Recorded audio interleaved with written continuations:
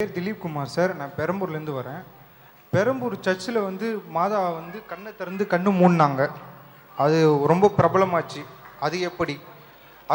அதாவது இந்த மாதா சிலையிலேருந்து கண்ணீர் வந்தது அப்படிங்கிற மாதிரி ஒரு செய்தியை சொன்னாங்க. இது மாதிரி எல்லா மதங்கள்லையும் இது மாதிரி மாட்டுடைய கண்ணில் மீனாட்சி தெரிகிறார் இப்படிலாம் என்ன செய்கிறாங்க, இப்படி பலவிதமான ஒரு இதுகளை சொல்கிறாங்க. இது எல்லாமே நம்ம கிட்ட போனோம்னா அது நிற்க மாட்டேங்குது. நாங்கள் டெஸ்ட்டுக்கு அனுப்பணும். நீங்கள் சொன்ன அந்த இடத்துக்கு நெஞ்சோம் நாங்களே அனுப்பணும். எங்கே காட்டுங்க, அது இருந்துச்சுன்னு தான் சொல்கிறாங்களே தவிர, அதாவது ஒரு விஷயத்தை சொல்கிறாருன்னா ஆய்வுக்கு உட்படுத்தணும்ல. ஆய்வுக்கு உட்படுத்தக்கூடியதுக்கு ஒரு நிரந்தரமும் இருக்கணும். ஒரு நாள் அப்படி கண் வந்தவாறு தெரிஞ்சு அப்படின்னா அது பொய்யது. பார்க்கறவனுடைய கோளாறா இருக்கலாம், தப்பா தெரிஞ்சிருக்கலாம், ஏதோ கழுவி விடும்போது சில சொட்டு தண்ணி நின்று இருக்கலாம், அதனால கூட தெரிஞ்சிருக்கலாம், பொய்ன்னு சொல்லியிருக்கலாம், கற்பனையும் நினைச்சிருக்கலாம். பார்த்தவர் பொய் சொன்னார்னு சொல்ல முடியாது. அவர் நல்ல மனிதராக இருந்தாரே ஆனால் அல்ல அவருடைய கண்ணில் ஏதோ ஒரு பிரச்சனையா இருந்து இப்படி தெரிஞ்சிருக்கலாம், மேகம் மாதிரி தெரியலாம், இப்படி ஏதோ தெரிஞ்சிருக்கலாம். அப்போ ஒரு சிலையிலிருந்து கண்ணீர் வடியுது என்று சொன்னால் அதை சோதனைக்கு உட்படுத்தணுமா இல்லையா? அது என்ன செய்யணும்? வாங்க இந்த எடுத்துட்டு போங்க, கண்ணீர் தான் இது. அது கண்ணீரா? கண்ணீருக்கு தண்ணீருக்கு வித்தியாசம் இருக்கா இல்லையா? தண்ணி ஊத்துனா தண்ணி டெஸ்ட் பண்ண தண்ணியில என்ன இருக்கு, கண்ணீர்ல என்ன இருக்குங்கிற ஒரு கணக்கு இருக்குது. அதெல்லாம் எடுத்து சோதனைக்கு உட்படுத்தி எங்க கண் நாங்க பார்க்கும் போதே வர வைங்க, ஒரு சொட்டு வரட்டுமா பார்ப்போம், அப்படி எல்லாம் சொல்லி காட்டணுமா இல்லையா? இது எல்லா மதத்திலையும் உண்டு. எங்க மதத்துல என்ன பண்ணிட்டாங்கன்னா சமாதி மூச்சு விடுதுட்டாங்க. ஒரு சமாதியை காட்டி வியாழக்கிழமை மூச்சு விடுதுட்டாங்க. நாங்க விடல, மூச்சு விடுதா சமாதி எப்படி மூச்சு விடுவோம்? மூச்சு விட்டா செத்து இருக்க மாட்டாரடா. ஏன்டா செத்த பிறகு சமாதியில மூச்சு விடுவாரான்னு உள்ள போனா பம்பு வச்சு அடிக்கிறாங்க. கண்டுபிடிச்சிட்டோம், உள்ள பம்பு வச்சு அடிக்கிறாங்க, இப்படி ஏறுது. அது வெள்ளிக்கிழமை போய் எல்லாத்தையும் வெளியேற்றி விட்டுட்டு அவங்க எல்லாம் செட்டப் பண்ணி வச்சுட்டு வெளியே காத்தடிக்கிறாங்க. அதெல்லாம் ஒரு டிவியில போட்டோம். அதே எங்க மக்கள் செய்யறாங்க, விடல, ஏமாத்திர ஃப்ராட் பண்ற எங்க ஆளுக்கு செய்யறாங்க. தர்காவில் நடக்குங்கிறாங்கல்ல, அதுவும் பொய். தர்காவில் வேப்பமரம் இனித்தது, இது எல்லாமே பொய். ஒண்ணுமே அவ்வளவு நடக்கிறது கிடையாது. அதனால மாதாவுல சிலையில கண் வடிகிறது, தர்காவுல மூச்சு விடுறது, இது மாதிரி எது சொன்னாலுமே நம்ம போய் பார்க்கணும். ஒரு கடந்த கால வரலாறுல கண்ணு முன்னாடி உள்ளதானே சொல்றான், போய் பாருங்களேன். எங்கடா மூச்சு விடுறது, கிட்ட ஒன்று காட்டுறா, திறந்து காட்டுறான்னு கேட்கணுமா இல்லையா? அப்படி கேட்காம நம்ம வாட்டு நான் இந்த பக்தியில கேள்வி கேட்டா அது நடந்துருமோன்னு பயந்து கொண்டு நம்ம இருக்கிறோம். நாங்க இது மாதிரி உள்ள அனைத்துக்கும் நேரடி ரிப்போர்ட் நாங்க போயிருக்கிறோம். இது மாதிரி இந்துக்கள் செஞ்சாலும், கிறிஸ்துவர்கள் செஞ்சாலும், முஸ்லீம் ஏமாத்தினாலும் நேரடியா போய் வீடியோ ரிப்போர்ட் எடுத்தது பொய்ங்கிறத காட்டி அதுக்கு ஒரு சீடியே போட்டிருக்கிறோம்.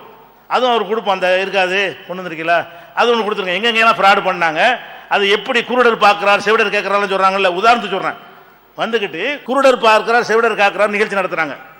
ஒருத்தர் கூட்டு வர்றாங்க, தெரியுது. இது மாதிரி நம்ம என்ன செய்றோம், குருடர் பார்க்கிறான்னா எதுக்கு உள்ள ஆஸ்பத்திரி இருக்கு? குருடர் பார்க்கிறாருன்னா இவரை கொண்டு போய் எதுக்கு ஆஸ்பத்திரியில் வச்சாங்க? இந்த நடத்தினருக்கு முன்னோடியா இருந்தவரை. செவிடர் கேட்கிறாருன்னா அது மருத்துவம் இதாக இருந்தால் மருத்துவம் கேட்கலாம். இப்படி செவிடர் கேட்க முடியுமான்னு நாங்கள் என்ன செஞ்சோம், அங்கே அனுப்பணும். கடைசியில் என்ன பார்த்தா ஒருத்தர் உட்காந்துருக்காங்க, மக்களில் ஒரு ஆளா, நல்லா கண்ணெலாம் தெரியுது, உட்காந்து பேசிக்கிட்டே இருக்கிறான். சிக்னல் கொடுத்தா நாங்கள் கூட மாதிரி வர்றோம். அதையும் எடுத்தோம், கண்ணு தெரிஞ்சவன் தாங்கிறதையும் எடுத்தோம். எவனுக்கு கண்ணை குருடு குணமாக்குனதா காட்டினார்களோ அவன் கண் பார்வையோடு நடந்து வருகிறான், கண்ணு தெரிகிற மாதிரி இருக்கிறது, தன்னால ஏறி படியில் ஏறுகிறான், மேடையில் ஏறணும்னு பிடிக்கிறான். மேடையில் அவனா ஏறிப்பட்டு அப்படி நாங்கள் எடுத்துக்கிறோம். எப்படி குருடன் பார்க்கறான்றத. அப்ப இங்க என்ன, இப்ப தெரியுதா? இப்ப தெரியுதுங்கிறான். அப்ப என்ன பார்க்கறவனுங்களாம் குருடன் பார்க்கறான். இந்த செட்டிங் எல்லாம் சோதனைக்கு வரமாட்டான். இதுக்குரிய ஆதாரங்கள் நாங்கள் வச்சிருக்கோம், யார் வேணாலும் வாங்கிக்கலாம். அப்ப இந்த குருடன் பார்க்கறான் செவிடன் பார்க்கறான் இதெல்லாம் பொய். மனிதனை ஏமாற்றக்கூடாது. பக்தியின் பேரால உள்ளது சொல்லுங்க. நாங்க எங்களுக்கு எதுவும் சக்தி இருக்கலாம் சொல்லல, படைச்சவனுக்கு இருக்குங்கிறோம். இதை சொல்லுவனால எங்களுக்கு ஆதாயம் ஒன்றும் கிடையாது. எனக்கு இருக்குன்னா எனக்கு ஆதாயமாயிரும். எனக்கு அந்த பவர் இருக்கு, இந்த இருக்குன்னா ஆதாயம் எனக்கு. நான் கடவுளுக்கு இருக்குங்கிற என்ன எனக்கு லாபம் என்ன இருக்கு? நீங்க போய் கடவுள்கிட்ட கேளுங்கிறோம், நீங்க கடவுள்கிட்ட பிரார்த்தனை பண்ணுங்கிறோம், எங்களுக்கு ஆதாயம் கிடையாது. நீங்களே கடவுளை தொடர்பு கொள்ளுங்கிறோம். இப்படியான ஒரு விஷயத்தை நீங்க நம்பினால் அது உண்மை நம்பலாம். இதெல்லாம் பொய்ங்க, இப்படி நடக்கவே நடக்காது. சில எல்லாம் வரவே வராது. ஆனா ஒன்னே ஒன்று இருக்கிறது, எங்க இஸ்லாமிய மார்க்கத்தில் மட்டும் நீங்க நம்பினாலும் நம்பாட்டாலும் சரி, அறிவியல் பூர்வமா ஒரே ஒரு அதிசயம் இன்னைக்கு வரைக்கும் இருக்கிறது. என்ன அதிசயம் இருக்கிறது? மக்காண்டு ஒரு ஊர் இருக்கு, உங்களுக்கு தெரியும், முகமது நபி பிறந்த ஊர். அங்க ஜம்சம்னு ஒரு கிணறு இருக்கிறது. ஜம்சம்ங்கிற பேர்ல ஒரு கிணறு இருக்கிறது. அந்த நாடு பாலைவனம். மக்காங்கிறது பாலைவனம். நதிகள்லாம் கிடையாது, குளங்குட்டையெல்லாம் கிடையாது, மரஞ்செடி பூண்டு கூட கிடையாது. வெறும் நிலப்பரப்பு பாலைவனம் தான். அது சகாரா மாதிரி அது ஒரு பாலைவன பிரதேசம். அப்ப அங்க ஆபிரகாம் தீர்க்கதரிசிக்காக வேண்டி அந்த ஒரு நீரூற்று தோன்றியதாக எங்களுடைய நபிமொழியில் சொல்லப்பட்டிருக்கிறது. அதுதான் ஜம்சம் கிணறு சொல்லுகிறோம். அந்த கிணறில் தினசரி 30 லட்சம் பேர் அங்கே போகிறார்கள். ரம்ஜான் மாசத்தில் ஹஜ்ஜி நேரத்தில் அதே மாதிரி 30 லட்சம் பேர் போகிறார்கள். மற்ற நாட்கள் எடுத்துக்கிட்டீங்கன்னு சொன்னால் தினசரி 10 லட்சம் பேர் அங்கே இருக்கிறார்கள். எங்க மக்காவுல வழிபாட்டுக்காக வேண்டி, தினசரி வழிபாட்டுக்காக வேண்டி 10 லட்சமும், சிறப்பு வழிபாட்டு நேரங்களில் 30 லட்சம் மக்களும் குழுமுகிறார்கள். இவ்வளவு பேருக்கும் குடி தண்ணீர் அந்த ஒரு கிணறு தான். 30 லட்சம் பேருக்கு குடி தண்ணீர் சப்ளை செய்யக்கூடியது அந்த ஒரே ஒரு கிணறு தான். அந்த கிணற்றுடைய ஆழம் நீங்கள் இறங்கினீர்களா உங்கள் முட்டுக்காலுக்கு தான் இருக்கும். அந்த கிணத்துக்குள்ள நீங்கள் இறங்கினீர்களே ஆனால் உங்களுடைய முட்டுக்கால் இருக்கல தரையிலேருந்து அவ்வளோதான் ஆழம். முட்டுக்கால்னா ஒரு 2 அடி இருக்குமா, 1 அடி இருக்கும். 1 அடி ஆழத்திற்கு தான் அதில் தண்ணீர் இருக்கிறது. ராட்சச பம்பு வச்சு எடுக்கிறான். அவ்வளோ பேரும் அதைத்தான் குடிக்கிறார்கள். 30 லட்சம் பேர் குடிக்கிறார்கள். குடிக்கிறது மாத்திரம் இல்லாமல் உலகம் பூரா எடுத்துட்டு வருகிறார்கள் டின்ல அடைத்து. இது புனித நீர் என்று எடுத்து சொல்லி வீடுகளுக்கு வந்து சப்ளை செய்வதற்காக கொண்டு வருகிறார்கள். இதை பிரிட்டனில் உள்ளவங்க நாங்கள் ஆய்வு பண்ணலாமான்னு சோதனை கேட்கும்போது சவுதி அரசாங்கம் அனுமதிக்குது, தாராளம் ஆய்வு பண்ணிக்க. ஆய்வு பண்ணுகிறார்கள். அந்த தண்ணீரை இன்னொரு விஷயம் என்னன்னு கேட்டால், இன்னொரு அதிசயம், இதெல்லாம் நடக்கக்கூடிய அதிசயம். என்னிடத்தில் கூட 8 வருஷத்துக்கு முன்னாடி ஒருத்தர் 5 லிட்டர் கொடுத்தாரு இருக்கிறது. ஒரு தண்ணீரை எடுத்துக்கிட்டீங்கன்னா 5 நாளைக்கு மேலே தாங்காது. மினரல் வாட்டரில் இது பூச்சிக்கொல்லி மருந்தெல்லாம் கலக்கிறான், கிருமி வரக்கூடாங்கிறது தான். மினரல் வாட்டரு, கூல்ட்ரிங்க்ஸ்லாம் இருக்கு, எல்லாம் பூச்சி மருந்து கலந்து பார்லிமெண்ட்லாம் பிரச்சனை ஆச்சு பார்த்தீங்களா. எது கலக்கிறான்னு கேட்டால், எந்த பானமும் ஒரு குறிப்பிட்ட நாளுக்கு மேலே கெட்டு பூச்சிகள் உண்டாயிரும். பூச்சி உண்டாகக்கூடாங்கிறதுக்காக வேண்டி ரொம்ப நாளைக்கு கடையில் வச்சு விற்கிறதுக்காக வேண்டி பூச்சிக்கொல்லி மருந்தை கலந்து விற்கிறாங்க. அப்படி இருந்தாலும் 5 நாளைக்கு மேலே தாங்காதுங்க. இந்த தண்ணீரை முஸ்லீம்கள் ஹஜ்ஜிக்கு போய் கொண்டு வந்து, நான் இறந்த பிறகு இதைத்தான் என்னை ஊற்றி குளிப்பாட்ட வேண்டும் என்று கொண்டு வந்து வைத்திருப்பார்கள். அப்படி எங்கள் மார்க்கத்தில் இல்லை. அவனா செய்கிறான். எங்கள் மார்க்கத்தில் அந்த தண்ணியை ஊற்றி குளிப்பாட்டணும்னு சொல்லப்படலை. இவனா அந்த தண்ணியை கொண்டு வர்றான். 30 வயசில் ஹஜ்ஜிக்கு போகிறான்னு வைங்க, 55 வயசில் செத்தாண்டு வைங்க, 25 வருஷம் தண்ணி வச்சுருப்பான். அந்த தண்ணியில் ஒரு கிருமி, ஒரு புழு, ஒரு பூச்சி இன்னைக்கு வரைக்கும் இருக்காது. 25 வருஷம் ஆனாலும் எந்த கெமிக்கலும் கிடையாது.